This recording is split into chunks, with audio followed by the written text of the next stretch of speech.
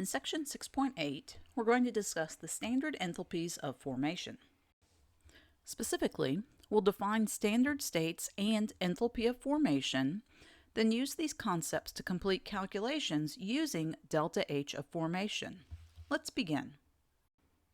The standard state of an element is the state in which the substance is most stable at 298 Kelvin and 1 atmosphere of pressure.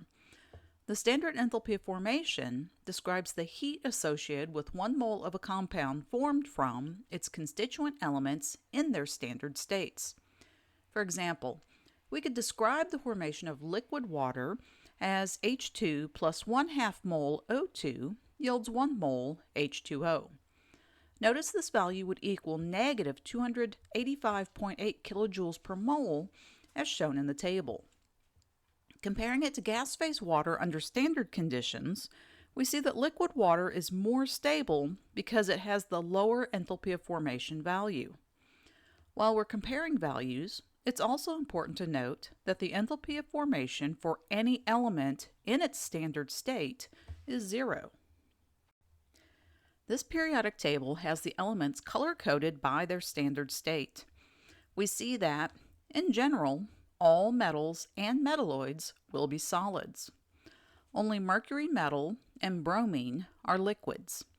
Everything else, including the noble gases and some of the diatomic elements, will exist as gases. You must also recognize the 7 diatomic elements will exist as molecules under standard conditions. I've included a popular mnemonic to help you memorize them. Be careful not to confuse cold for carbon or beer for boron. These stand for chlorine and bromine, respectively.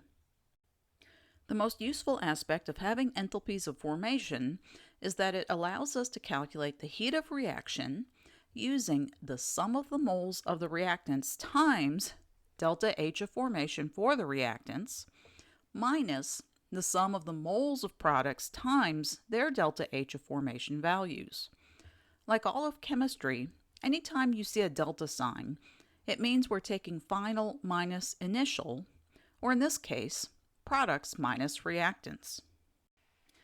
In our last lecture, we saw that enthalpy diagrams like the one shown are sometimes used to diagram reactants being converted to their constituent elements in their standard states before becoming products. This is a very simple enthalpy diagram since hydrogen and oxygen are already in their standard states.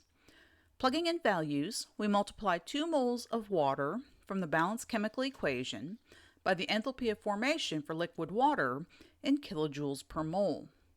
We subtract from that 2 moles of hydrogen times 0 and 1 mole of oxygen times 0, since they are both diatomic gas phase elements under standard conditions. Note that moles of substances cancels with the moles in the enthalpy of formation values to give our final answer of negative 483.6 kilojoules.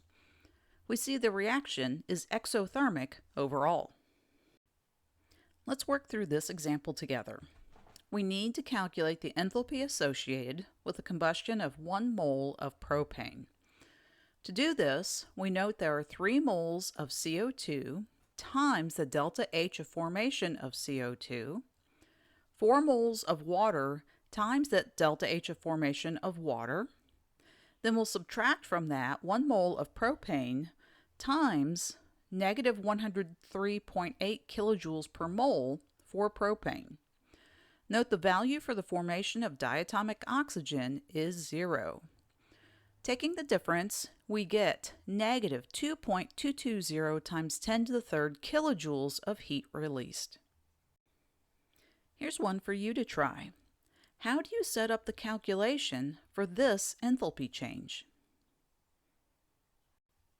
We worked this type of problem in the last lecture, but simply labeled the reactions as A and B instead of delta H of formation of gas phase ethanol and delta H of formation of liquid ethanol. Applying what we just learned, we can simply go off the reaction given, look up delta H of formation values of liquid and gas phase ethanol, and calculate the enthalpy associated with this phase change directly.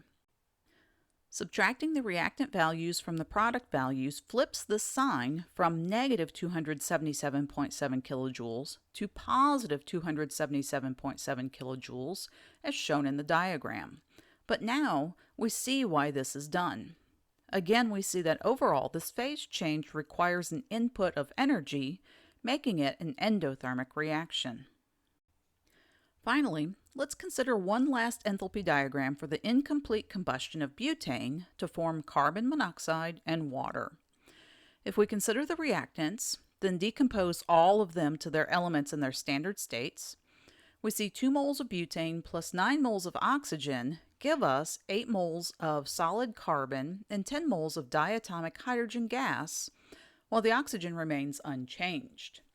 If we consider that this process means the carbon, hydrogen, and oxygen are the products, then products minus reactants gives us positive 251 kilojoules for this process. We can then transform these elements into the products of our combustion reaction one at a time.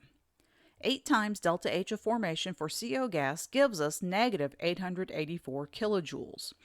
Then we must form 10 moles of liquid water, so 10 times delta H of formation for water gives us negative 2,858 kilojoules. Adding these pieces together, we see that delta H of reaction is negative 3,488 kilojoules. Note that you could have used the delta H of reaction equation directly and gotten the same answer. As always, I'll leave you with the parting thoughts of the authors.